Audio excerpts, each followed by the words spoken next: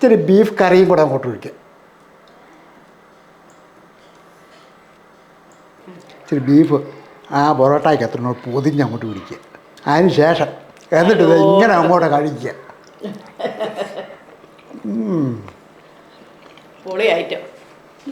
Hi, village സ്പേസിലേക്ക് എല്ലാവർക്കും സ്വാഗതം. എല്ലാവർക്കും സുഖമല്ലേ? നമുക്കറിയാമല്ലോ, ഇപ്പം ഏതൊരു ഹോട്ടലിലേക്ക് പോയ ഫുഡ് കഴിക്കാനായിട്ട് കയറിയാൽ എന്നാണ് കഴിക്കാമെന്ന് വെച്ചാൽ അവർ ചോദിക്കും. ആദ്യമേ പറയുന്ന ഒരു പേരാണ് പൊറോട്ട, അല്ലേ? നമുക്ക് ഇന്നൊരു പൊറോട്ട ചെയ്യാം. പക്ഷേ നമ്മൾ ചെയ്യുന്ന ആ പൊറോട്ടയുടെ പേര് നൂൽ പൊറോട്ട എന്നാണ്. നമ്മളത് ഇതിനു മുമ്പ് ചെയ്തിട്ടില്ല. നല്ല ടേസ്റ്റോട് കൂടി തന്നെ ആ നൂൽ പൊറോട്ട എങ്ങനെ ചെയ്യുന്നത് നോക്കാം. അപ്പോൾ നമ്മൾ ടേബിളൊക്കെ റെഡിയാക്കിയിട്ടുണ്ട്. ഒരു ഫ്ലൈവുഡിൻ്റെ കഷ്ണം നല്ല കഴുകി വൃത്തിയാക്കി വെച്ചിരിക്കുന്നത്. ഞാൻ 1 കിലോ മൈദയാണ് എടുക്കുന്നത്. അപ്പോൾ മൈദ അങ്ങോട്ട് കൊടുത്തിട്ട് അപ്പം ഞാൻ 1 കിലോ മൈദ എടുത്തിട്ടുണ്ട്. ഇതൊന്ന് കുറച്ച് മൈദ ഞങ്ങൾ മാറ്റുകയാണ്, നമുക്ക് ആവശ്യമുണ്ട്. അപ്പോൾ കുറച്ച് മൈദ നമ്മളൊന്ന് മാറ്റിയിട്ടുണ്ട്. ഇതിനകത്തോട്ട് ഞാനൊരു 1/2 ടീസ്പൂണ് പഞ്ചസാരയാണ് അങ്ങോട്ട് ഇട്ട് കൊടുക്കുന്നത്. ഒരു കോഴിമുട്ടയാണ് എടുക്കുന്നത്. കോഴിമുട്ട ഓപ്ഷനാണ്, വേണമെങ്കിൽ ചേർക്കാം, വേണ്ടെങ്കിൽ ചേർക്കേണ്ട കാര്യമില്ല. ഒരെണ്ണം അങ്ങോട്ട് ഇട്ട് കൊടുക്കാം. ഇനി നമുക്ക് കുറച്ച് ഉപ്പുപൊടിയും കൂടെ അങ്ങോട്ട് ഇട്ട് കൊടുക്കാം. അതായത് ഇതിനാവശ്യമുള്ള ഉപ്പുപൊടി. ഒരു നുള്ളു സോഡാപ്പൊടിയും കൂടെ അങ്ങോട്ടിട്ട് കൊടുക്കും. അപ്പോൾ പൊറോട്ടയ്ക്ക് ആവശ്യമുള്ള സാധനമൊക്കെ നമ്മൾ ചേർത്തിട്ടുണ്ട്. ഇനി ഇത് നല്ലപോലെ ഒന്ന് ഇളക്കിയെടുക്കണം. പൊറോട്ടയ്ക്ക് ഏറ്റവും പ്രധാനപ്പെട്ട ഒരു കാര്യമാണ് ഇത് കുഴച്ചെടുക്കുന്നത്. നല്ല രീതിയിൽ ഇത് കുഴച്ചെടുക്കുന്നത്, അല്ലേ? അപ്പോൾ നമുക്ക് ഇനി അത് കുഴച്ചൊക്കെ എടുക്കാൻ നോക്കാം. ഞാൻ ഒരു മുട്ട എടുത്തുള്ളൂ. മുട്ട 2 3 ഒക്കെ നമ്മുടെ ആവശ്യത്തിന് ചേർക്കുന്നതാണ്. പിന്നെ ഇച്ചിരി പാൽപ്പൊടി വേണമെങ്കിലും ചേർക്കാവുന്നതാണ്. അപ്പോൾ ആദ്യം തന്നെ സ്പൂണ് കൊണ്ട് ഇതെല്ലാം ഒന്ന് മിക്സ് ചെയ്തെടുക്കുക. സ്പൂണ് കൊണ്ട് ഒന്ന് മിക്സ് ചെയ്തതിന് ശേഷം ഇനി നമുക്ക് കൈ കൊണ്ട് തന്നെ റെഡിയാക്കി എടുക്കണം. കുറേശ്ശെ വെള്ളം ഒഴിച്ച് ഇതൊന്ന് മിക്സ് ചെയ്തെടുക്കുക. ഇപ്പം ഞാൻ ഒരു നിമിഷം ഒരു പഴയ കാലത്തോട്ട് പോയി. എന്നാന്നറിയോ, പണ്ട് ഞാൻ ഈ പൊറോട്ട പണിക്കൊക്കെ പോയിട്ടുള്ള ഒരാളാണ്. ഈ ഹോട്ടലിലാണേലും അതുപോലെ തന്നെ ഈ കല്യാണ ഫംഗ്ഷനൊക്കെ ഇതുപോലെ പൊറോട്ടയും ബീഫ് കറിയും അട്ടക്കറിയൊക്കെ വെക്കാനൊക്കെ പോയിട്ടുള്ളതാണ് കേട്ടോ. അപ്പോൾ ഒരു നിമിഷം ഞാനങ്ങ് ആ പഴയ കാലം ഒന്ന് ഓർത്ത് പോയി. ഇത് ഒറ്റയടിക്ക് വെള്ളം ഒഴിക്കാതെ കുറേശ്ശെ വെള്ളം ഒഴിച്ച് മാവ് നല്ലപോലെ അയച്ചെടുക്കുക എന്നുള്ളത്. അപ്പോൾ ഇതുപോലെ പലകാലാകുമ്പോഴത്തേക്കുണ്ടല്ലോ നമുക്ക് നല്ലപോലെ ഇതുപോലെ തേച്ച് ഇതുണ്ട് ഇതേപോലെ ഒന്ന് മിക്സ് ചെയ്തെടുക്കാൻ പറ്റും. അപ്പം നമ്മൾ ഈ പണ്ടൊക്കെ ഈ അതായത് ചെറുക്കൻ കല്യാണത്തിന് പോകുമ്പോൾ അവരുടെ വീട്ടിലേക്ക് പൊറോട്ട അടിക്കുമ്പോഴത്തേക്ക് അവിടെ പലകയൊന്നും കാണത്തില്ല. പല വീടുകളിലും പലകയൊന്നും കാണത്തില്ല. ഈ മാവ് കുഴച്ചു വീശിയെടുക്കാൻ. അപ്പോൾ തടിയുടെ മേശ അന്നൊക്കെ കൂടുതലുള്ളത്. ഇരുമ്പിൻ്റെ മേശയെക്കാട്ടി കൂടുതലും അന്ന് തടിയുടെ മേശ. അത് കഴിഞ്ഞാണ് ഇരുമ്പിൻ്റെ മേശയൊക്കെ വരുന്നത്. അപ്പോൾ ആ തടിയൊക്കെ നല്ലപോലെ വൃത്തിയായിട്ട് കഴുകിയെടുത്തിട്ട് അതിൻ്റെ മേളിൽ ഇങ്ങനെ ഇട്ട് അന്ന് ചെയ്തുകൊണ്ടിരുന്നത്. അന്നൊക്കെ ചെയ്തുകൊണ്ടിരുന്നതെന്ന് പറഞ്ഞാൽ 50 കിലോ മാവ് അല്ല 100 കിലോ മാവൊക്കെ അന്ന് പൊറോട്ട ചെയ്തുകൊണ്ടിരുന്നത്. ഇപ്പോൾ ആകുമ്പോൾ അതിനൊക്കെ സൗകര്യമുണ്ട്. കാര്യം ഇപ്പോൾ പലയിടത്തും മെഷീനുണ്ട്. മൈദയും ആവശ്യത്തിന് ഉപ്പും വെള്ളമൊക്കെ അങ്ങോട്ട് ആ മെഷീൻ്റെ അകത്ത് ഇട്ട് കൊടുത്താൽ അത് ഇതേപോലെ കുഴച്ച് വരും. അന്നത്തെ പറഞ്ഞാൽ 3-4 പേരൊക്കെ ഇരുന്ന് കുഴച്ച് എത്ര മണിക്കൂർ ഇരുന്നിട്ടാണെന്നറിയോ പൊറോട്ട റെഡിയാക്കുന്നത്. കഴിക്കാൻ പറ്റുന്ന പലർക്കും അറിയത്തില്ല പൊറോട്ടയുടെ പിന്നിലുള്ള കഷ്ടപ്പാടെന്നാണ്. ഇപ്പം പിന്നെ എല്ലാവർക്കും മനസ്സിലായി. കാര്യം അത്രയേറെ കഷ്ടപ്പാടുള്ള ഒരു ഐറ്റമാണ് പൊറോട്ട പണി എന്ന് പറഞ്ഞത്. നമ്മൾ മാറ്റി വെച്ച കുറച്ച് പൊടിയുണ്ട്, അതെല്ലാം കൂടെ ഇതാണ്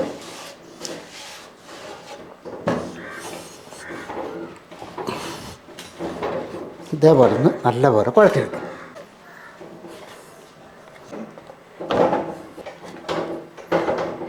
അപ്പം ഇത് ഇങ്ങനെ നല്ല പദം പരത്തണം. നല്ല പോലെ അല്ലേ? ഇങ്ങനെ വേണം കുഴക്കിയെടുക്കാം, അല്ലേ? അപ്പം മാവൊക്കെ നന്നായിട്ട് കുഴച്ചത് നല്ലപോലെ മിക്സ് ചെയ്ത് വെച്ചിട്ടുണ്ട്. പിന്നെ ഞാൻ പറഞ്ഞില്ലേ, പിന്നെ നിങ്ങൾ ഇടയ്ക്ക് ഇതേപോലൊക്കെ ചെയ്യുമ്പോഴത്തേക്കും അല്പം ഉപ്പുണ്ടോ നോക്കണം കേട്ടോ. ഉപ്പ് ഉറപ്പ് വരുത്തണം. പുറകെ ഒരല്പം ഉപ്പ് ഇട്ട് നല്ലപോലെ മിക്സ് ചെയ്തെടുക്കാവുള്ളൂ. ഇനി ഇതിൻ്റെ അകത്തോട്ട് ഒരല്പം ഓയിലൊന്ന് തൂത്ത് കൊടുക്കുക.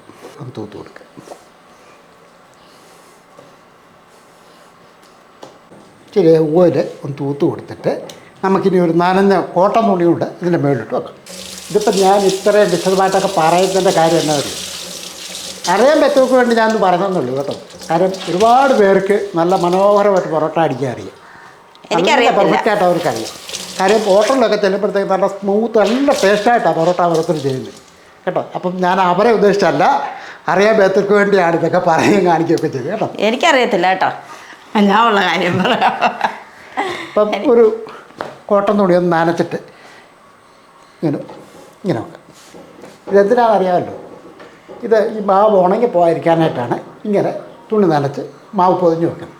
ഇനി നമുക്ക് ഈ മാവ് വീശണ്ടേ, ആ രീതിയിലൊന്നും മാവ് റെഡിയാവണം. ഏകദേശം ഒരു മണിക്കൂറെങ്കിലും ഒന്നും ഇരിക്കട്ടെ. ഈ 1 മണിക്കൂർ കഴിഞ്ഞ് ബാക്കി നമുക്ക് പിന്നെ ചെയ്യാം. ഷംനാക്ക് പൊറോട്ട വീശാൻ അറിയോ? എനിക്കറിയത്തില്ല. അപ്പം ഒരവസരം ഞാൻ തരാം കേട്ടോ. ഇത് ചെയ്യാനോ? ആ. ഓ വേണ്ട, ഒത്തില്ലെങ്കിൽ പിന്നെ അതും കുഴപ്പമില്ല. നമ്മുടെ ഇങ്ങനെ എത്രയോ പ്രാവശ്യം ഈ പൊറോട്ട വീശുന്നവരൊന്നും പെട്ടെന്നൊന്നും പഠിച്ചൊന്നുമില്ല. ഒരുപാട് പ്രാവശ്യം കഷ്ടപ്പെട്ടതിന് ശേഷം അത് ശരിയായാലും നമ്മുടെ യൂട്യൂബർ പറയുന്നുണ്ട് ആ ഇത്തായിക്കൊന്നും അറിയത്തില്ലെന്ന് പറയും. അത് കൊള്ളല്ലേ. അതിപ്പോൾ ഇങ്ങനെ വീശണമെന്നൊന്നുമില്ല. പൊറോട്ട ആണെങ്കിൽ അല്ലാത്ത രീതിയിൽ ചെയ്യാം. ഞാനത് കാണിച്ചു തരാം. ആ എന്നാ മതി. അപ്പം നമുക്ക് കുറച്ച് സമയം ഇരിക്കട്ടെ. ഇപ്പം ഏകദേശം 1 മണിക്കൂറായിട്ടുണ്ട്. നമുക്ക് നോക്കാം, മാവ് റെഡിയായി നോക്കാം. ഇപ്പം മാവ് ഇതുണ്ട്. ഇപ്പം ഏകദേശമൊക്കെ ഒന്ന് റെഡി ആയിട്ടുണ്ട്. ഇനി ഇത് ബോളാക്കി പിടിക്കണം. ഇച്ചിരി ഓയിൽ കയ്യിലോട്ട് തൂത്തിട്ട് ഇനി ഇത് നമുക്ക് ഇതേപോലെ മുറിച്ചെടുത്തിട്ട് ബോൾ പിടിക്കും.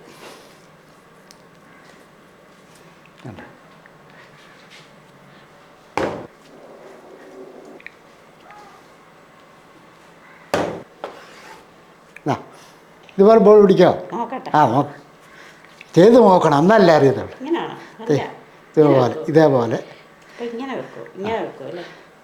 ഇതേപോലെ പിടി. അതുപോലെ പോവാണ്. ആ തേടാ അങ്ങോട്ട് പോകാം.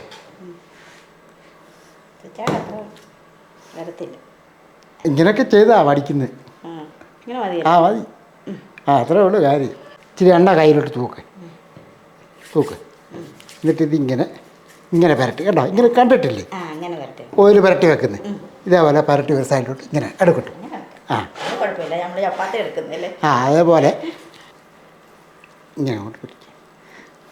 അപ്പോൾ നമ്മൾ ഉണ്ടെല്ലാം പിടിച്ച് ഇനി എണ്ണ തൂത്ത് ഇതുപോലെ തൂത്ത് അങ്ങോട്ട് വെക്കാം. ഇതേപോലെ അപ്പോൾ ഇതുപോലെ ഓയിലൊക്കെ ഒന്ന് പുരട്ടി വെച്ചിട്ടുണ്ട്. തുണി ഒന്നുകൂടെ നനച്ച് ഇതിൻ്റെ മുകളിലോട്ട് ഒന്നുകൂടെ ഇടുകയാണ്. ആ ഇപ്പം 1 കിലോ മാവിൻ്റെ പൊറോട്ട ആയാലും കൊള്ളാം, 100 കിലോ മാവിൻ്റെ പൊറോട്ട ആണെങ്കിലും ഇതേപോലൊക്കെ തന്നെയാണ് അത് ചെയ്യുന്നത് കേട്ടോ. അപ്പോൾ അത് ശരിയായിട്ട് കിട്ടണമെന്നുണ്ടെങ്കിൽ ഇങ്ങനെയൊക്കെ തന്നെ ചെയ്യണം.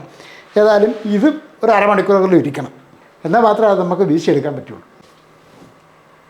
ഉണ്ടാക്കി പിടിച്ച് വെച്ചിരിക്കുകയല്ലേ, നമുക്ക് നോക്കാം എവിടം വരെ ആയിരുന്നത്. ഏകദേശം ഒരു അരമണിക്കൂർ ആയതിനു ശേഷമാണ് നമ്മളിത് എടുക്കുന്നത്. ഒന്ന് വീശി നോക്കാമല്ല, ഒത്തിരി നാളായി പ്രാക്ടീസ് ചെയ്തിട്ട്. ഒരു ഇച്ചിരി ഓയിലൊക്കെ ഇങ്ങനെ കരുതി വെച്ചേക്കണം. ഒന്ന് വീശി നോക്കട്ടെ കേട്ടോ. സത്യം പറഞ്ഞാൽ ഒരുപാട് നാളുകളായി ഇത്. ആ പലക ഇച്ചിരി ഓയിൽ തൂത്തതിന് ശേഷം ഇതിൻ്റെ പുറത്തോട്ട് ഇതിപ്പോൾ ഉണ്ടോ നല്ലപോലെ ഒന്ന് ആയിക്കഴിഞ്ഞാലേ ഇങ്ങനെ നമുക്കത് റെഡിയാക്കി എടുക്കാൻ പറ്റുള്ളൂ.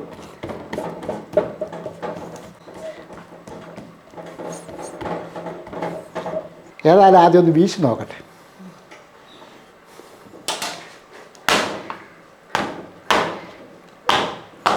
പഠിച്ച തൊഴിൽ മറക്കുമല്ലേ? പ്രാക്ടീസ് കുറവാണെങ്കിലും പഠിച്ച തൊഴിൽ മറക്കത്തില്ലല്ലോ. നമുക്ക് ഇതേപോലെ ഒരു മുള്ള അങ്ങോട്ട് എടുക്കുക. എന്നിട്ടത് ഇങ്ങനെ അങ്ങോട്ട് കീറി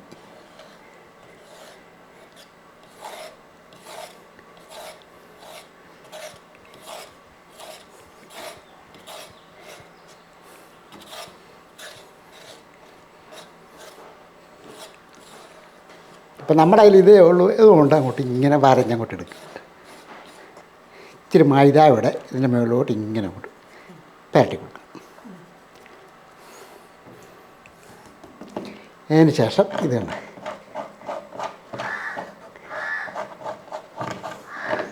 ഇങ്ങനെ അങ്ങോട്ട്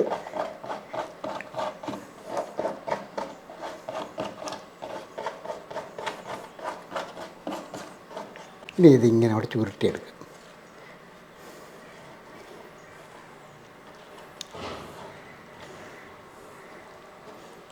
ഈ ഒരു രീതിക്ക് ചുരുട്ടി അങ്ങോട്ട് വെക്കുക. ഇച്ചിരി എണ്ണയുടെ തൂത്തിട്ട് അടുത്തോടെ അങ്ങോട്ട് വെക്കുക.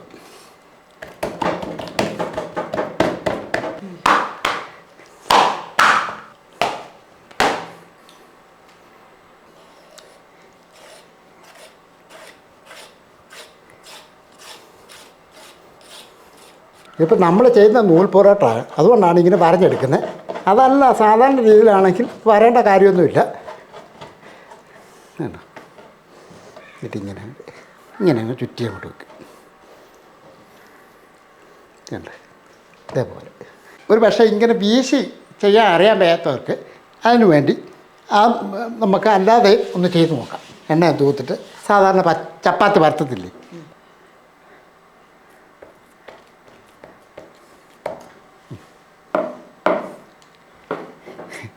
നിങ്ങൾ പരത്തിക്കും.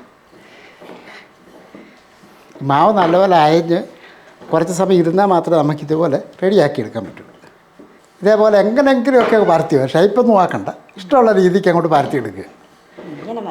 ഈ സൈഡ് ഉണ്ട്, ഈ സൈഡൊക്കെ ഒന്ന് കനം കുറച്ച് കണ്ടോ. ഇപ്പം ഷണ്ടേ പോലെ തന്നെ എത്രയോ വീട്ടമ്മമാർ കാണും അറിയാൻ പറ്റാത്തവർ. ഇപ്പോൾ എല്ലാവരും ഇങ്ങനെ വീശി ഒന്നും ചെയ്യണമെന്നൊന്നുമില്ല. അപ്പം നമുക്ക് വശമുള്ള രീതിക്ക് വേണമെങ്കിലും ചെയ്യാം, ഇങ്ങനെ വേണമെങ്കിലും ചെയ്യാം. ഈ പൊടിയോടി ഇങ്ങനെ തൂത്തിട്ട് ഇങ്ങനെ കുറേശ്ശെ ഒന്ന് അടുപ്പിച്ചടുപ്പിച്ച് വെക്കുക. അതിനു വേണ്ടി ഇത് ഇങ്ങനെ ചെയ്യുന്നത്. അതേപോലെ വട്ടം ചുറ്റി അങ്ങോട്ട് എടുത്ത് നേരത്തെ അതുപോലെ ഇങ്ങനെയൊക്കെയല്ലേ കണ്ട് പഠിക്കുന്നത് അല്ലേ. ഇതേപോലെ ചുറ്റി അങ്ങ് വെച്ചാൽ മതി. അപ്പം അതിന് നമുക്ക് ബാക്കിയൂടെ ഒന്ന് വീശിയെടുക്കാം.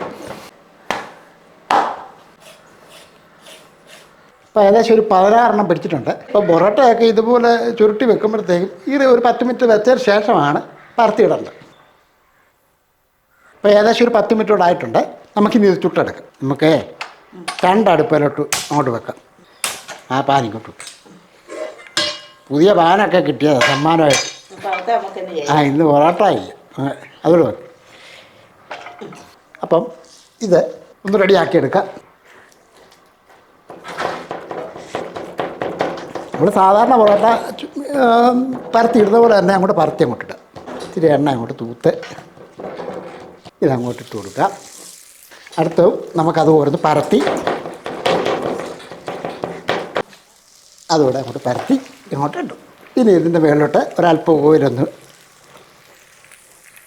അപ്പോൾ അത് റെഡിയായി വരട്ടെ. അപ്പം നമുക്ക് പരത്തി ഇട്ട് കഴിഞ്ഞാൽ പെട്ടെന്ന് തന്നെ അത് റെഡിയാക്കി എടുക്കാം. ഇതൊന്ന് മരത്തിട്ട് കൊടുക്കട്ടെ. തീ ഒരു മീഡിയം രീതിയിലാക്കിയാൽ നോക്കിക്കേ. റെഡിയായി. അപ്പം ഇതും റെഡിയായിട്ടുണ്ട്. അപ്പം നമ്മളിത് പാലിൻ്റെ അകത്തുനിന്ന് മാറ്റിയാണ് ഉരുട്ട് വെച്ച്. അപ്പം രണ്ടാമത്തെ കൂടെ അങ്ങോട്ട് ഇട്ട് കൊടുക്കുക. ഒരു 3-4 ഒന്നിച്ച് ആയിട്ട് ഒന്ന് അടിച്ച് റെഡിയാക്കാം. രണ്ടാമത്തെ കൂടെ റെഡി ആയിട്ടുണ്ട്. അതുകൂടെ ഇങ്ങനെ അങ്ങോട്ട് ഇനി ഇത് നല്ലപോലെ ഒന്ന് അടിച്ച് ഉടച്ചെടുക്കണം.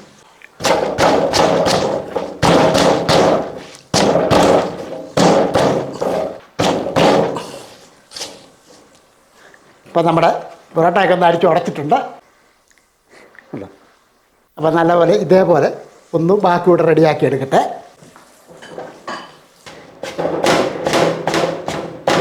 അപ്പം നല്ലപോലെ ഉടച്ച് റെഡിയാക്കിയിട്ടുണ്ട് നൂൽ പൊറോട്ട.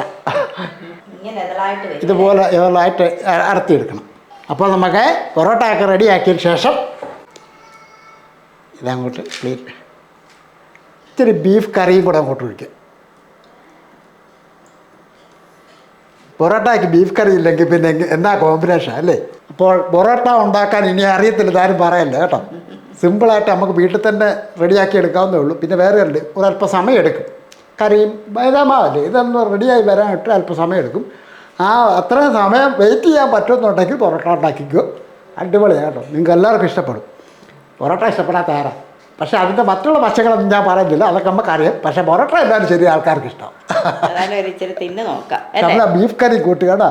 ബീഫ് എന്ന് പറയാൻ പക്ഷേ ഉണ്ടാക്കി നമ്മൾ തന്നെ ആദ്യം ഒന്ന് ഉണ്ടാക്കി പിന്നെ കാണിക്കാം. സഞ്ചിക്കകത്ത് കിടക്കും പൊറോട്ടയുടെ. ആ നൂൽ പൊറോട്ടയ്ക്ക് ഇടയ്ക്കെല്ലാം കിടപ്പുണ്ട്.